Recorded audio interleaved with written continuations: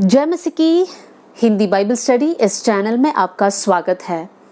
आइए इस वीडियो के द्वारा आज हम लोग भजन संहिता 121वां अध्याय पर मनन करेंगे और कुछ बातों को हम सीखेंगे। हम लोग हमारी बाइबल्स को खोलेंगे। भजन संहिता 121वां अध्याय 121। यहाँ पर ये भजन पढ़ने से पहले उसके हेडिंग में इस प्रकार लिखा है, परमेश्वर हमारा रक्षक है। और उसके नीचे हेडिंग में ही कुछ छोटे अक्षरों में इस प्रकार लिखा है, यात्रा का गीत। उसके बाद कुछ अध्यायों को देखेंगे तो हर एक अध्याय के नीचे लिखा है यात्रा का गीत, यात्रा का गीत। ये कहाँ से शुरू होता है और कौन से अध्याय तक है, आप अपने बाइबल्स को देख सकते हैं। भजन 120 से लेकर 134वीं अध्याय तक 15 अध्याय के नीचे हेडिंग के नीचे छोटे अक्षरों में लिखा है यात्रा का गीत। अब ये यात्रा का गीत मतलब कौन से गीत है ये और ये क्यों गाया गया, इस विषय पर भी हम लोग देखेंगे। पुराने नियम में जब हम पढ़ते हैं ये बात को हम समझ सकते हैं कि उस समय पर जो यहूदी लोग थे वो लोग साल में 3 बार यरूशलेम जाते थे। यरूशलेम क्यों जाते थे?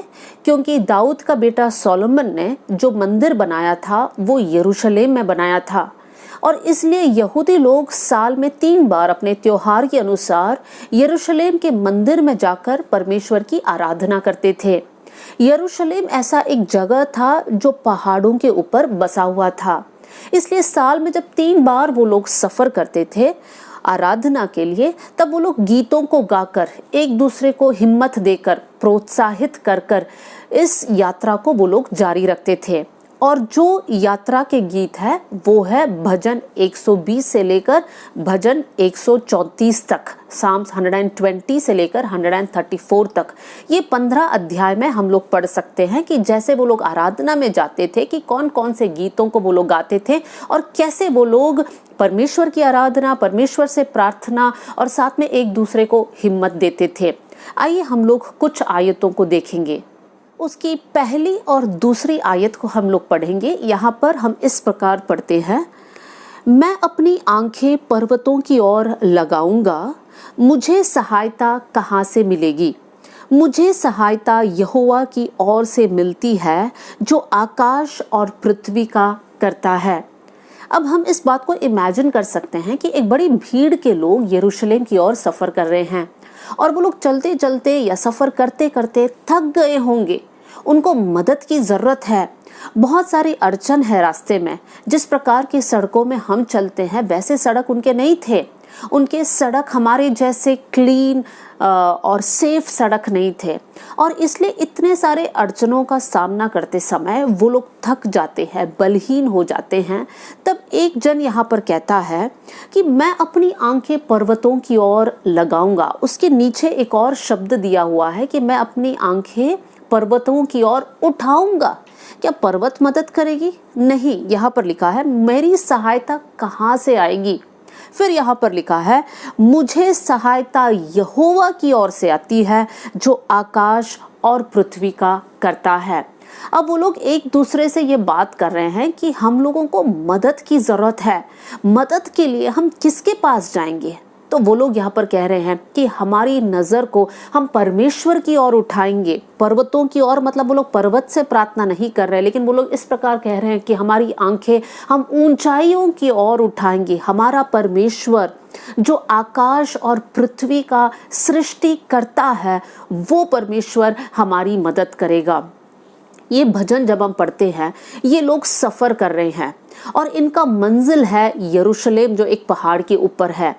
मेरे प्रियो, हम भी एक सफ़र में है, हम भी एक यात्रा में है और हमारा यात्रा का मंजिल है स्वर्ग देश।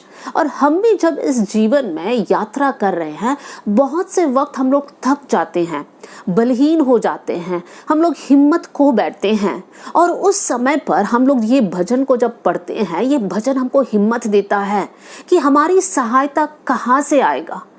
हमें बहुत से वक्त ऐसा लगता है कि हमारे जीवन में हम ऐसे एक स्टेज पर पहुंच गए हैं जहां पर ना हम इस तरफ मुड़ सकते हैं, ना उस तरफ मुड़ सकते हैं, ना आगे जा सकते हैं, ना पीछे जा सकते हैं। हमको लगता है कि हर एक दरवाज़ा हमारे लिए बंद हो गया है। जीवन के कठिन परिस्थिति, जीवन का कठिन बातों की सामना जब हम करते हैं, ये आयत हमें हिम्मत देना चाहिए। जब सारे दरवाजे हमारे लिए बंद है, हमें याद रखना है एक परमेश्वर है जो हमारे लिए रास्ता खोल सकता है। वो परमेश्वर ने पुराने नियम में इजराइलियों के लिए अद्भुत रास्ता खोला।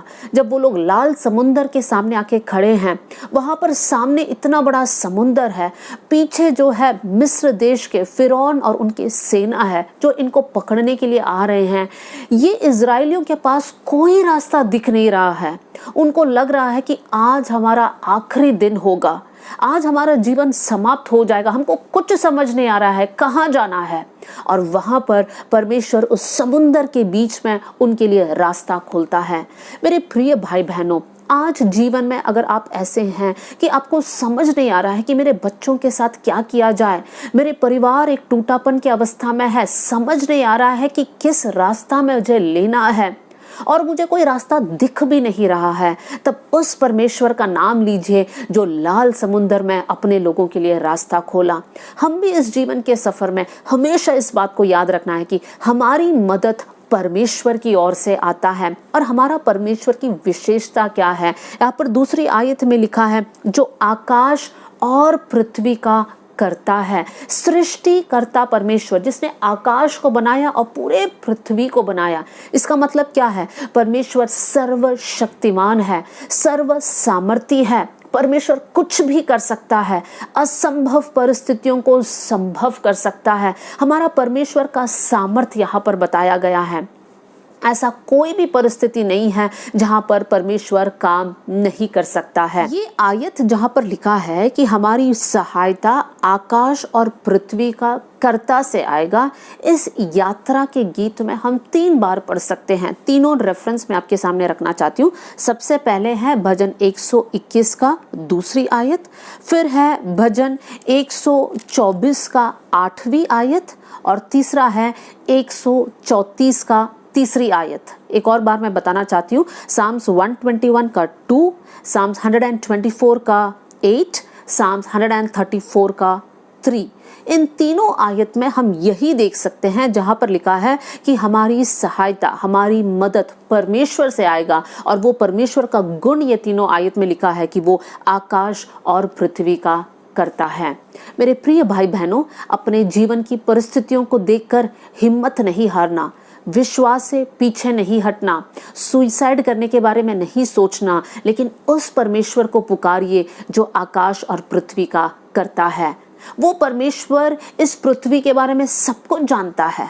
वो परमेश्वर जानता है कि कौन सा पहाड़ कहाँ पर है, कौन से पहाड़ के अंदर कौन सा मिनरल है, किस समुद्र में कौन से प्राणी रहते हैं। सब कुछ हमारा परमेश्वर जानता है। वो सर्वशक्तिमान परमेश्वर है और वो परमेश्वर हमारी प्रार्थनाओं को सुनेगा।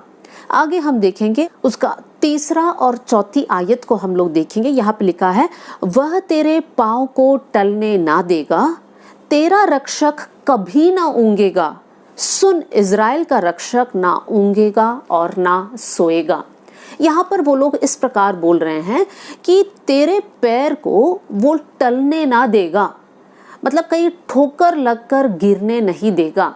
यहाँ पर ये लोग काफ़ी समय से यात्रा कर रहे हैं, उनके पैर थक चुके हैं, उनको लग रहा होगा अभी हम गिर जाएंगे, और इसलिए वो लोग कह रहे हैं कि हमारी सहायता परमेश्वर की ओर से आता है। और उसके बाद वो लोग बोल रहे हैं कि वो हमारे पैरों को टलने नहीं देगा। और उसका रीज़न भी दिया है, क्योंकि तेरा रक्षक कभी ना ऊँगेगा।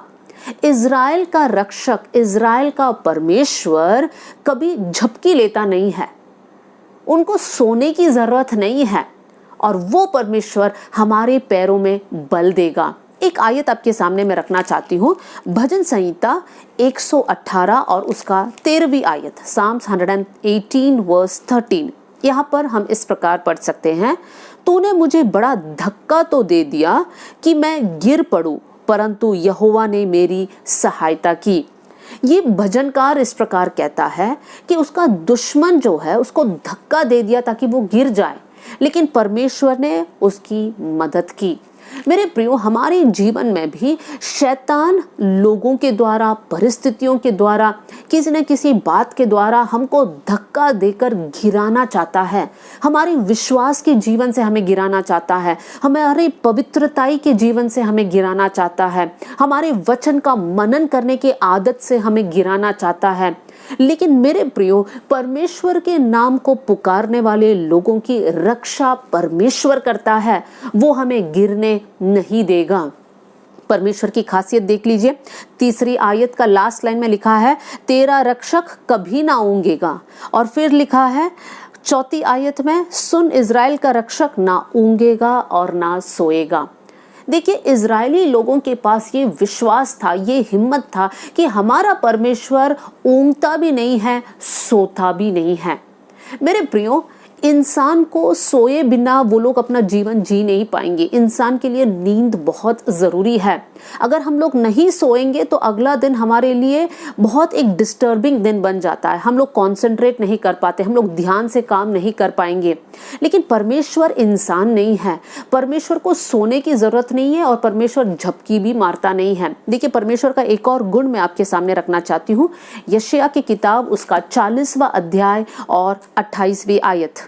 यहाँ पर हम पढ़ सकते हैं, क्या तुम नहीं जानते, क्या तुमने नहीं सुना, यहोवा जो सनातन परमेश्वर और पृथ्वी भर का सिरजनहार है, वो ना थकता और ना श्रमित होता है। यहाँ पर परमेश्वर के बारे में लिखा है कि परमेश्वर थकता भी नहीं है और परमेश्वर श्रमित होता भी नहीं है। भजन 121 में हमने देखा वो सोता भी नहीं है, ऊँघता भी नहीं है, और यशायाह में हमने देखा वो थकता नहीं है और श्रमित होता नहीं है। मेरा परमेश्वर का ध्यान निरंतर मुझ पर है। परमेश्वर को एक टाइम आउट की जरूरत नहीं है या एक ब्रेक की जरूरत नहीं है, क्योंकि परमेश्वर का बुद्धि अगम है। हम समझ नहीं पाएंगे ये कैसा हो सकता है। यही है इज़राइल का परमेश्वर की खासियत, और आज हमारे लिए परमेश्वर ऐसा ही काम करता है। आगे हम देखेंगे उसकी 5वीं आयत और 6वीं आयत। यहाँ पर इस प्रकार लिखा है, यहोवा तेरा रक्षक है, यहोवा तेरी दाहिनी और तेरा आड़ है, ना तो दिन को धूप से और ना रात को चांदनी से तेरी कुछ हानि होगी। यहाँ पर भजनकार इस प्रकार कहता है कि हमारे जीवन में हमें कोई भी हानि नहीं होगी, क्योंकि परमेश्वर हमारा रक्षक है। मेरे प्रियो, परमेश्वर आज हमारा भी रक्षक है। क्या आप डर के साथ अपने जीवन को जी रहे हैं? आप ये सोच रहे हैं कि कल के दिन मेरे साथ क्या होगा? क्या मेरे जीवन में एक भयंकर बीमारी आएगी तो मैं क्या करूंगा या क्या करूंगी? क्या मेरे साथ एक एक्सीडेंट होगा? क्या मेरा जीवन साथी मुझे छोड़ देगा? क्या इस प्रकार एक डर के साथ आप जी रहे हैं? इस आयत को पढ़ लीजिए। परमेश्वर कहता है कि हमारे जीवन में परमेश्वर कुछ हानि को आने नहीं देगा। ना तो दिन का धूप हम पर असर करेगा, ना रात की चांदनी हम पर असर करेगा। हमें किसी विषय से डरने की जरूरत नहीं है। एक भजन में से कुछ आयतों को आपके सामने रखना चाहती हूँ। भजन 91 में से कुछ आयत पढ़ रही हूँ। उसकी 4th आयत, वह तुझे अपने पंखों की आड़ में ले लेगा और तू उसके परों के नीचे शरण पाएगा। उसकी सच्चाई तेरे लिए ढाल और झिलम ठहरेगा। देखिए, हमारा परमेश्वर हमको सुरक्षा देगा, और इसलिए यहाँ पर लिखा है 5वीं आयत में, तू ना रात के भय से डरेगा और ना उस तीर से जो दिन को उड़ता है। और भी बहुत सारी बातें लिखा है कि हमारे साथ कुछ भी बुरा होने परमेश्वर देगा नहीं।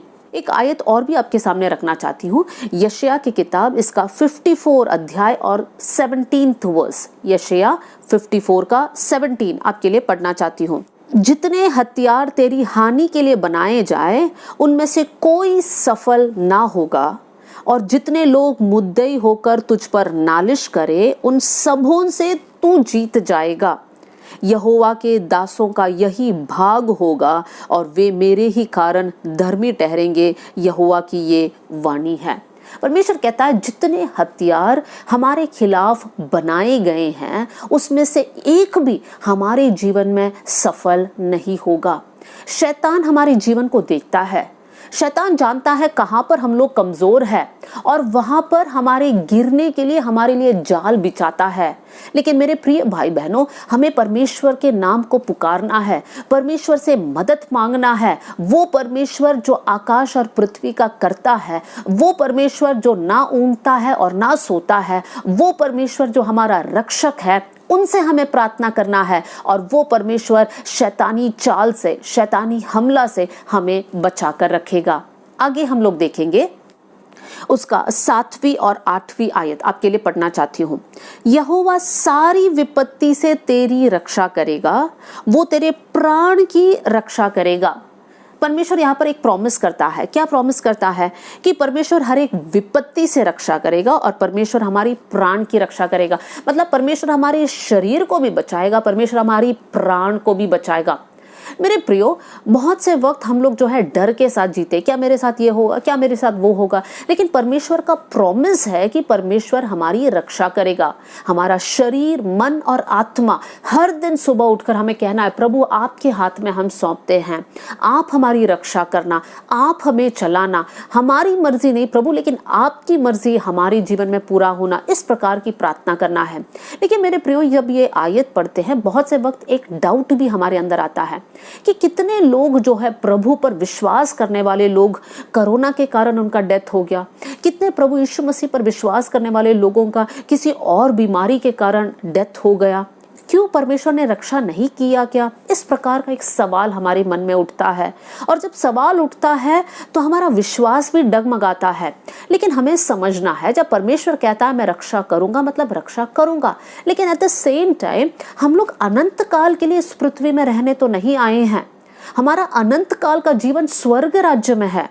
और परमेश्वर ने जितना समय हमारे लिए इस पृथ्वी में रखा है, उतना समय परमेश्वर हमारी रक्षा करेगा। समय से पहले मौत होने प्रभु देगा नहीं। लेकिन जिस समय परमेश्वर ने हमारे लिए निर्धारित किया है, किसी भी कारण वजह से पर हो सकता है, वो समय पर हम लोगों को इस पृथ्वी छोड़कर प्रभु के पास जाना होगा। तो हमें उस विषय में दुखी नहीं होना है, क्योंकि हम सबको एक दिन जाना है। लेकिन हम इस विषय पर ध्यान दें कि हमें जहां पर जाना है, जहां पर पहुंचना है, क्या हमारा जीवन का चाल चलन, हमारा चरित्र क्या प्रभु के सामने योग्य है? परमेश्वर कहता है मैं तुम्हें हर एक विपत्ति से बचाऊंगा। जिस समय तक परमेश्वर ने हमें इस पृथ्वी में रखा है, उस समय तक परमेश्वर गारंटी देता है, हाँ मैं हर एक विपत्ति से तुम्हें बचाऊंगा। और साथ में परमेश्वर ये भी कहता है मैं तुम्हारे प्राण को सुरक्षित रखूंगा। देखिए, हमारा जीवन इस पृथ्वी में समाप्त नहीं होता है। परमेश्वर के साथ हमें अनंत वास करना है। और परमेश्वर कहता है तुम्हारा प्राण मेरे साथ सुरक्षित है। फिर हम देखेंगे आखिरी आयत में क्या लिखा है। यहोवा तेरे आने जाने में तेरी रक्षा अब से लेकर सदा तक करता रहेगा। परमेश्वर की रक्षा हमारे साथ सदा तक है। हमारे आने में, हमारे जाने में, हमारी ड्यूटी जाने में, ड्यूटी से वापस आने में, हमारे बच्चों का स्कूल जाने में, स्कूल से वापस आने में, कहीं भी आप जाते हैं, मार्केट जाते हैं, वापस आते हैं, कहीं भी आपका आना जाना हो, आपके साथ परमेश्वर की सुरक्षा है। तो साथ में हमें एक और बात करना है। जब भी हम घर से निकलते हैं, एक क्षण हम लोग प्रार्थना करें, प्रभु हम इस जगह जा रहे हैं, आप हमारे साथ रहना, आपकी रक्षा हमारे साथ होने पाए। यीशु के नाम से आमीन बोलकर आप लोग उस प्रार्थना के बाद ही घर से बाहर जाना। ये आप अपने बच्चों के साथ भी कीजिए। जब बच्चे स्कूल जाते हैं, ट्यूशन जाते हैं, खेलने जाते हैं, घर से बाहर निकलने से पहले 1 मिनट प्रार्थना कर कर ही निकलना। ये हमारे जीवन में और हमारे परिवार के हर एक सदस्य के जीवन में हमें इसको लागू करना है। तो मेरे प्रियो, इस अध्याय से हमने सीखा कि परमेश्वर हमारा रक्षक है। कौन है हमारा परमेश्वर? हमारा परमेश्वर सृष्टिकर्ता परमेश्वर है, जो इस आकाश को और पृथ्वी को बनाया, जो पूरे ब्रह्मांड को बनाया। वो परमेश्वर हमारा रक्षक है। और वो परमेश्वर हमारा रक्षक क्यों करता है? क्योंकि वो ऊँघता नहीं है, वो सोता नहीं है, वो थकता नहीं है, वो श्रमित होता नहीं है। मेरे प्रियो, वचन में लिखा है कि परमेश्वर की आंखें निरंतर हम पर रहती है। और परमेश्वर की आंखें हम पर रहती है, उतना ही नहीं है, परमेश्वर हर समय हमारे साथ रहता है। सर्वव्यापी परमेश्वर, हर समय हर जगह रहने वाला परमेश्वर। देखिए, सर्वव्यापी परमेश्वर, उनका नजर हर समय मुझ पर रहता है। वो मुझसे प्यार करता है, वो मेरा ख्याल रखता है, वो मेरी रक्षा करता है। मेरे प्रियो, कितना अच्छा सौभाग्य प्रभु ने हमें दिया है। तो किस विषय के लिए हम डरते हैं, किस विषय को लेकर हम चिंतित होते हैं, आज आप हिम्मत पाइएगा, क्योंकि परमेश्वर जो सर्वशक्तिमान है, सर्वव्यापी है, सर्वज्ञानी है, उनका बुद्धि अगम है, ऐसा परमेश्वर हमारे साथ है। क्यों ना थोड़ी देर हम लोग मिलकर प्रभु को धन्यवाद करेंगे। आप अपने जगह में अपनी आंखों को बंद कीजिए और प्रभु से कहे, प्रभु थैंक यू कि आप सर्वशक्तिमान परमेश्वर है। प्रभु आप हमारे साथ हैं, इसलिए धन्यवाद प्रभु जी। परमेश्वर आपका बुद्धि अगम है, हम उसको समझ नहीं सकते, लेकिन परमेश्वर आपने हमारे जीवन के बारे में हर एक दिन क्या होना है सब कुछ तय करके रखा है प्रभु, और हमें पूरा भरोसा है आप पर प्रभु जी। हमारा जीवन को आपके हाथ में हम सौंपते हैं, हिम्मत के साथ, विश्वास के साथ इन बातों को आप कबूल कीजिए। प्रभु से कहे, प्रभु जी आप मेरा परमेश्वर है, आप मेरा शरण स्थान है, आप मेरा रक्षक है प्रभु जी। मेरे आने जाने में आप मेरे साथ रहना कर मैं प्रार्थना करती हूँ। Hallelujah, hallelujah, hallelujah. ओ जीसस, धन्यवाद स्वर्गीय पिता। आज का दिन के लिए हम धन्यवाद करते हैं, वचन के लिए धन्यवाद करते हैं। ये वचन को सुनने वाले हर एक भाई और बहन के लिए मैं प्रार्थना करती हूँ प्रभु, आपका आशीष का हाथ उन पर होने पाए कर मैं प्रार्थना करती हूँ प्रभु जी। आप हमारा परमेश्वर है, आप हमारा रक्षक है, आप हमारा संभालने वाला परमेश्वर, इसलिए हम धन्यवाद देते हैं परमेश्वर। जीवन के हर एक पल प्रभु आप पर भरोसा रखकर आगे बढ़ने के लिए आप हमारी मदद करना। आपने हमारी प्रार्थना सुन ली, इसलिए धन्यवाद। आदर और महिमा आपको देते हुए यीशु के नाम से हम मांगते हैं, आमेन। God bless you all. जय मसीह की।